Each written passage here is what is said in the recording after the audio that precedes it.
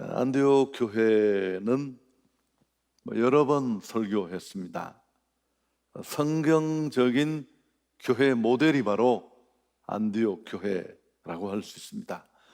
또 제 목회 철학이 출발된 곳이기도 하고, 또 많은 교회들이 바라보고 닮아야 될, 벤치마킹해야 될 교회가 아닌가, 그런 생각을 합니다.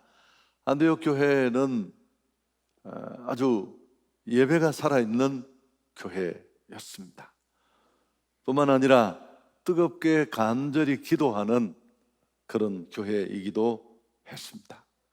그렇지만 안디옥 교회는 이게 전부가 아니고 여기서 끝나는 것이 아니었습니다. 바울과 바나바를 기꺼이 세계 선교의 제물로 내어 놓았습니다.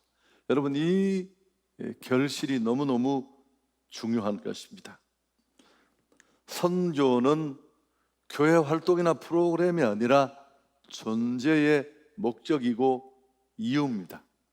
이 일 때문에 이 일을 가능하게 하도록 하기 위해 모든 교회 다른 활동들이 존재합니다. 주일 예배를 잘 드린 성도라면 교회 밖에서 우리는 선교적 삶을 살아야 합니다. 왜? 우리에게는 우리 한 사람 한 사람은 세상에 보내심을 받은 선교사이기 때문에 그렇습니다. 뿐만 아니라 선교적 삶을 사는 정도가 아니라 선교해야 합니다. 기회를 만들어 시간과 은사, 물질을 들여서 실제로 선교하는 일에 우리는 자신을 드릴 수 있어야 합니다. 이런 건강한 교회, 교회다운 교회의 모습을 다 보여주는 교회가 안디옥 교회입니다. 하나님이 안디옥 교회를 사용하신 이유가 여러 가지 있겠지만 가장 소중한 것은 하나님의 눈과 가슴을 가지고 세상을 섬겼습니다. 그저 자기들끼리 은혜 받고 부피 키우며 끝난 게 아니었습니다. 3차에 걸쳐진 선교 여행, 안디옥 교회가 다 주도했고 안디옥 교회가 중심이었습니다. 안디옥 교회 지원을 받아 세계 곳곳을 돌며 복음이 전해졌고 교회가 세워졌고, 그들은 다시 안디옥 교회에 돌아와서 재충전하고 또 갔습니다. 안디옥 교회는 세계를 복음화하고 바꾸는 베이스 캠프였습니다. 이 한 가지만으로도 충분합니다. 여러분, 우리 모두의 가슴 속에는 사도행전적 교회에 대한 로망이 있습니다. 힘들 때마다 교회가 정도를 벗어나면 모두가 마음속으로 또 소리 외치면서 처음에 교회, 그 교회로 돌아가고 싶어 합니다. 여러분, 사도행전적 교회는 여러 가지 모습으로 설명할 수 있겠지만 안디옥 교회는 그런 모습을 고스란히 담고 있습니다. 미래 한성교회가 어떤 교회가 되어야 할지라는 물음에 답이 있고요, 이게 교회가 아니고 내가 교회. 할렐루야. 여러분, 우리 한 사람 한 사람이 교회예요. 나는 어떤 교회여야 하는가 라는 물음에 대해서도 역시 안디옥 교회는 답을 제공합니다. 자, 2절을 보시면 먼저 주를 섬겨 금식할 때 성령이 이르시되 내가 불러 시키는 일을 위하여 바나바와 사울을 따로 세우라 하시니, 안디옥 교회는 예배를 잘 드리는 교회였습니다. 예배의 축복, 예배의 은혜를 알아서 그들은 금식하며 예배를 준비하고 드렸는데, 더 중요한 게 뭡니까? 그 예배 시간에 성령이 말씀하는 교회였습니다. 목사의 말이 아니라 하나님의 말이 구체적으로 어떻게인지는 성경이 말하고 있지 않지만 각자의 가슴 속에, 공동체 속에 성령이 뭘 원하시는지가 분명히 드러났다는 사실입니다. 그게 바로 세계 선교였고, 또 바울과 바나바를 선교사로 세우라는 그런 메시지였습니다. 안디옥 교회는 작은 교회고 개척교회 수준의 교회였기 때문에 다른 교회나 세계를 생각할 그런 여력이 없었습니다만 성령은 그들에게 그걸 요구했습니다. 역사도 짧고 규모도 적고 여러 가지 약한 것들이 많지만 예배를 통해 성령의 뜻을 밝히 알고 그들은 순종했습니다. 사도행전적 교회를 여러 가지로 설명할 수 있습니다만은, 규정할 수 있습니다만은, 사도행전적 교회, 우리 마음속에 늘 담고 싶고 가고 싶고 그리워하는 그 교회의 핵심이 뭘까요? 성령의 일하심입니다. 여러 가지 종류가 있겠지만 이게 핵심이고 본질이에요. 여러분, 처음 교회는 태동부터가 그렇습니다. 누가 교회를 만든 게 아니에요. 성령이 교회를 해산했습니다. 사도행전 2장에 보면 제자들과 120명의 무리들이 약속하신 성령을 기다리며 간절히 기도했고 성령이 그곳에 임했습니다. 그들이 모인 곳에 성령이 충만했고 다른 방언으로 말하기 시작했고 그들은 그 다락방을 뛰쳐나왔고 비로소 우리가 소망하는 사도행전적 교회가 가능했습니다. 그래서 사도행전은 성령행전이라고 하는 이유도 같은 맥락에서 이해할 수 있습니다. 여러분, 우리가 꿈꾸는 교회는 우리끼리 모여서 은혜 받고 교제 나누고 떡대고 또 더 큰 은혜를 하면서 바이블 스터디하고 체계적인 훈련 받고 끝나는 게 아니라 주님이 기대하시는 이 선교적 삶이 일어나야 합니다. 목회자, 선교사든 평신도든 전문인 선교든 파송해서 복음을 증거하게 해야 합니다. 그리고 사단의 죄에 묶인 포로된 자들을 자유케 하는 일에 우리는 헌신해야 합니다. 아무리 뜨겁고 은사 충만하고 숫자가 많이 모여도 일이 프로그램으로 전략되었다면, 만일 이 일에 침묵한다면 안 됩니다. 예루살렘 교회가 좋은 예가 될 수 있잖아요. 오순절 성령 강림을 제대로 맞은 교회가, 불의 교회가 예루살렘 교회였습니다. 그들은 그 뜨거움을 자기들 안에 그대로 멈추어 두었습니다. 여기가 조사원이 하고 자기들끼리 누렸습니다. 기도하고 말씀 배우고 찬양하고. 교회 설립자 되시는 성령은 그 모습을 기뻐하지 않으셨습니다. 예루살렘 교회를 흔드셨고 핍박이 쏟아지자 그들은 다 도망가서, 자의는 아니지만 어쩔 수 없이 흩어진 곳에서 복음의 불씨가 되었고, 여러분, 그렇게 세워진 교회가 안디옥 교회예요. 그들은 다시 그런 전철을 밟을 수 없었습니다. 2000년 전에 안디옥 교회에 주셨던 일을 하나님은 오늘 한성교회가, 교회인 내가 하기를 원하십니다. 세계 선교는, 복음 전도는 성경에 너무나 분명히 나타난 하나님의 뜻입니다. 일을 해야 돼. 이 일이 필요하고 이 일이 우선이다. 예배 때마다 어떤 음성을 듣습니까? 여러분, 예배 때마다 주의 말씀을 읽을 때마다 내 안에 이 선교의 초청이 있어야 돼요. 너 은혜 받았지? 너 특별한 감격이 있지? 가야 합니다. 하나님은 딴 끝을 향해 우리를 내모십니다. 그 하나님의 마음이 우리 안에 침범해야 합니다. 이게 은혜 받은 사람의 마땅한 최종 모습이어야 합니다. 제대로 된 성령의 은혜는 반드시 전도나 선교로 이어져 가야 합니다. 사도행전 1장 8절이 그 말씀 아니겠습니까? 오직 성령이 너희에게 임하시면 너희가 권능을 받고 예루살렘과 온 유대와 사마리아와 땅끝까지 이르러 내 증인이 되리라. 사도행전적 교회를 꿈꾼다고 하면서 막 은혜 많이 받고 막 떡 세게 떼고 우리끼리 모여서 너무너무 사랑하고, 아니에요. 과정일 수 있지만. 자, 그럼 선교나 복음 전가가 이렇게 분명한 하나님의 뜻이라면 누가 해야 하는가, 누가 가야 하는가라는 문제도 우리에게 남아 있습니다. 여러분, 오늘 본문 2절 끝에 보면 바울과 바나바를 선교사로 세우라고 합니다. 이게 성령의 음성이었습니다. 공동체를 향한 그분의 메시지였는데, 그야말로 교회를 떠받치고 있는 핵심들을 빼내서 선교사로 하나님은 보내시겠다는 겁니다.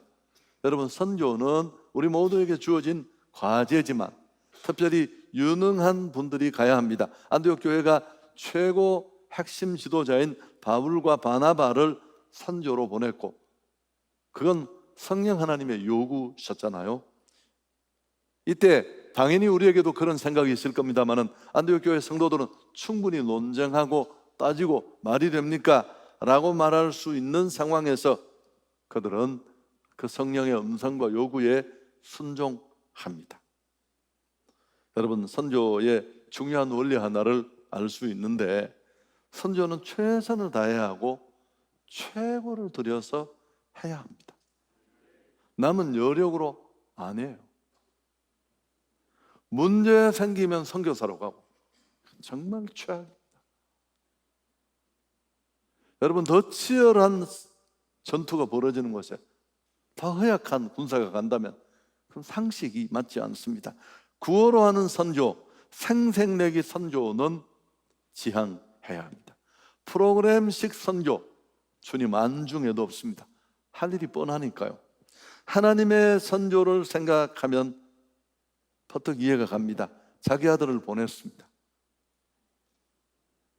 아니, 하나님 그분이 하늘 보좌를 버리고 이 낮은 땅에 오셨습니다. 못 갈 사람이 누구고, 우리가 내어놓지 못할 게 뭐가 있고, 안 되는 게 어디 있겠습니까? 제가 이 설교를 준비하면서 이제 사실 이 설교 제목은 표절이에요. 그냥 표절이라고 생각해 보니까 이게 책 제목이더라고요. 2010년도 하영조 목사님이 쓴 책의 제목이 이대로예요. 좀 제목이 약간은 다른데, 그래서 부담이 좀 생기더라고요. 그래서 이제 그분 설교를 몇 편 참조하는 중에, 오늘 이 교회는 하영조 목사님이 개척하신 교회죠. 그야말로 사도행전적인 교회를 생각하면서 이 교회를 세웠고, 사도행전 강해를 하면서 교회가 출발을 했대요. 그리고 사도행전 13장이 오늘 내용이잖아요. 13장이 됐을 때 진짜 우리가 선교사를 보내자. 아직 작은 교회고 출발한 교회인데 선교사를 선정해서 보내고, 정작 담임 목사인 하 목사님은 사례도 받지 못한 채 선교사 사례부터 먼저 줬대요. 그런데 어느 날 교회 성도 한 분이 찾아왔더래요. 목사님, 사도행전적 교회는 이런 교회가 아닙니다. 그러면서 사도행전 13장은 바울과 바나바가 갔습니다. 담임 목사가 가야 합니다. 하 목사님이 큰 쇼크를 받았대요. 선교사 보내서 월급 주고 자기는 안 받는 게 그게 사도행전적 교회가 아니라, 사도행전적 교회는 담임 목사가 가는 게 사도행전적 교회라는 성토였습니다. 여러분, 누가 가느냐가 중요한 게 아니라 누가 가든 가장 가치 있는 투자를 해야 합니다. 선교는 가장 가치 있는 것을 드리는 것입니다. 할렐루야. 또 우리는 이 말씀을 들여다보면 교훈을 받을 수 있는데요, 모두에게 가라는 명령이 주어졌고 선교적 사명이 우리 앞에 있습니다만은 실제로 모두가 갈 수 있는 건 아니에요. 가는 사람도 있고 보내는 사람도 있습니다. 누구나 다 선교의 사명이 있지만 모든 사람이 선교적 삶을 살아야지만 모두가 선교사로 현장에 갈 수는 없습니다. 갈 수 있는 사람은 가고, 갈 수 없는 사람은 선교적 삶을 살면서 선교사를 보내는 선교사가 되면 됩니다. 바울과 바나바는 선교사로 갔습니다. 안디옥 교회와 성도들은 이들을 후원했고요, 둘 다 모두 선교사고 생명 만드는 세계 선교에 필요한 자원이고 동력자들이었습니다. 오늘 우리는 보내는 선교사로도 헌신할 수 있습니다.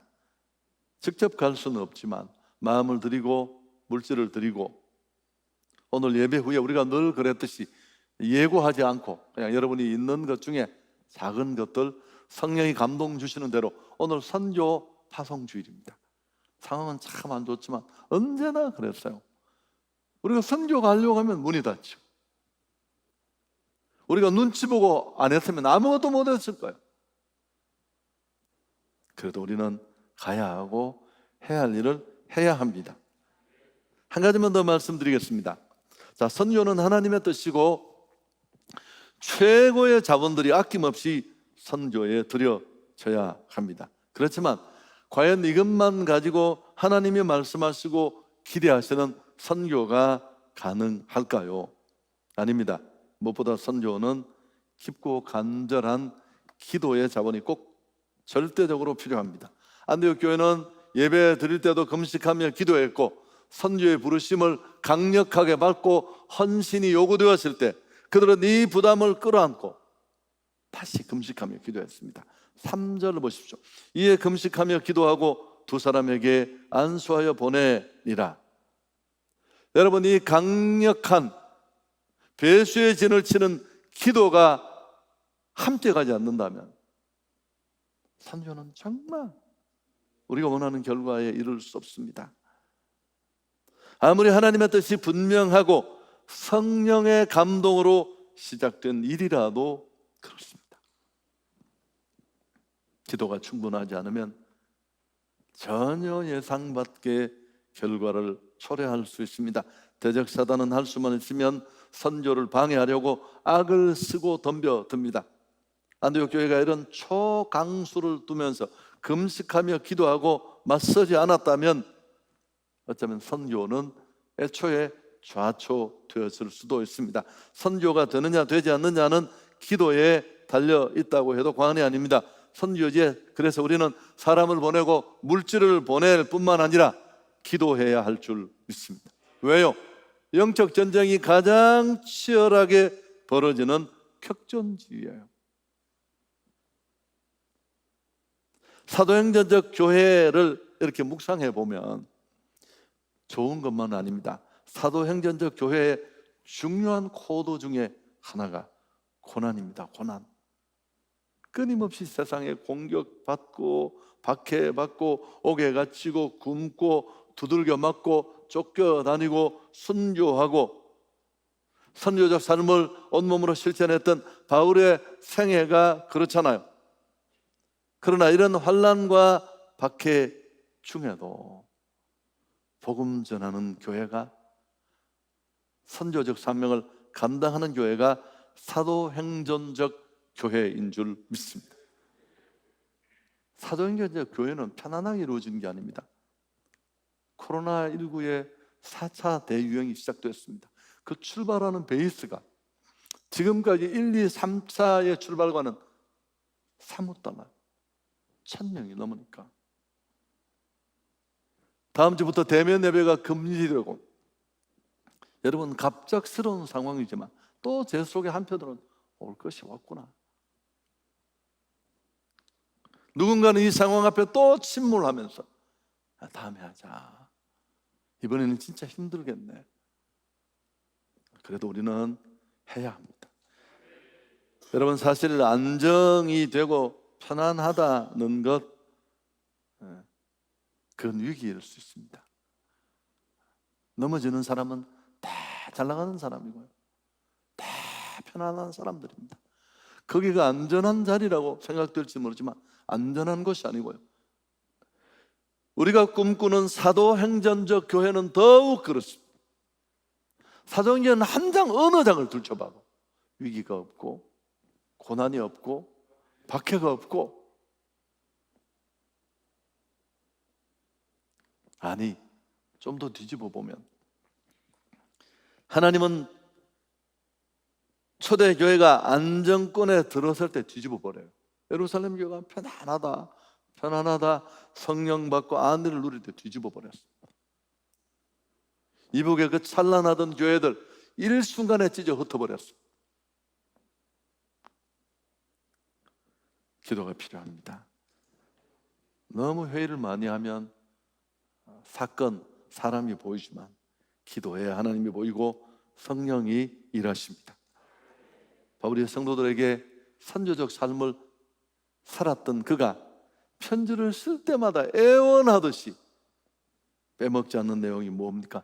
나를 위해 기도해달라. 절대 의례적인 게 아니라는 거 우리 문맥만 봐도 알 수 있습니다. 전도의 문이 열리도록, 어둠의 권세가 물러갈 수 있도록 그는 기도를 요청했습니다. 금식하며 기도하는 이 열정이 안디옥 교회처럼 일어나야 할 줄 믿습니다. 설교 정리하겠습니다.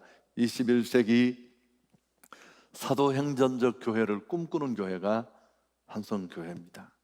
그렇다면 우리는 안디옥 교회를 주목하고 배워야 합니다. 사도행전을 끌고 간 건 예루살렘 교회가 아니라 안디옥 교회였습니다. 성경적 교회가 어떤 모습이어야 하는 것을 아주 그대로 가감없이 보여줍니다. 성령 하나님이 주인이셨습니다. 사도행전에 일어난 이 모든 일들은 성령으로 가능했습니다. 예배가 있고 예배 시간에 그분이 말씀하시고 교회는 그 음성을 듣고 불편하지만 기꺼이 순종했고 그들이 순종해 가는 곳에 영혼들은 돌아오고 어둠의 권세는 무너지고 하나님의 나라는 세워졌습니다. 사도행전적 교회는 땅끝까지 이르러 복음 전하는 교회입니다. 사도행전 28장까지 있잖아요. 여러분 13장이 오늘 우리가 읽은 이 본문이에요. 13장부터 마지막까지가 다 선교하는 내용뿐으로 꽉 차 있어요. 1차 선교, 2차 선교, 3차 선교. 우리 교회도 이런 교회여야 돼요. 다른 얘기가 없어야 돼요. 맨날 선교하는 얘기, 맨날 전도하는 얘기. 이게 사도행전적 교회의 모습입니다. 우린 이 교회의 모델을 앞에 두고 오늘 한성교회는 아니 교회인 나는 이 사도행전적 기준에 얼마나 부합한 교회인가. 크기가 중요하지 않습니다. 얼마나 사도행전적이냐가 중요합니다. 두세 사람이 모였다 할지라도 시골에 있건 도시에 있건 서울에 있건 그게 문제가 아닙니다. 우리의 설교와 가르침, 우리 성도들의 삶과 가치관, 우리 교회 공동체의 목표, 가장 소중한 자원이 드려지는 그 이유가 오늘 이 사도행전적 교회와 같다면 우리는 사도행전 29장을 쓰고 있는 것입니다. 한성교회가 이런 사도행전적 기준에 의해 설명되는 그런 교회가 되기를 축복합니다. 여러분 개인의 경우도 그렇잖아요. 제가 한 10년 된 것 같아요. 자료를 찾아보니까 사도행전적 성도와 누가복음적 성도로 나누어져요. 둘 다 누가가 기록한 성경의 두 권의 책입니다만은 누가복음적 성도는 그저 예수님을 지식적으로 압니다. 주일이면 교회 와서 예배하고 찬양하고 예수의 구속과 속죄, 영생, 천국 다 알고 있습니다. 감격도 있고요. 그게 전부입니다. 그러나 우리는 여기에서만 멈추면 안 돼요. 사도행전적 신앙인으로 나가야 합니다. 이런 지식적인 삶의 차원을 뛰어넘어 성령의 은혜를 체험하고 그 성령의 은혜 아래 부르심이 내게 들려져서 선조적 삶을 살고 선교적 삶을 꿈꾸고 그런 차원을 뛰어넘어 행동적으로 그 선조적 삶이 실행되고 실천되는 사람, 그게 바로 사도행전적 신앙인입니다. 여러분 이렇게 살다가 주님 앞에 설 수 있기를 축복합니다. 하나님 영광 돌리겠습니다.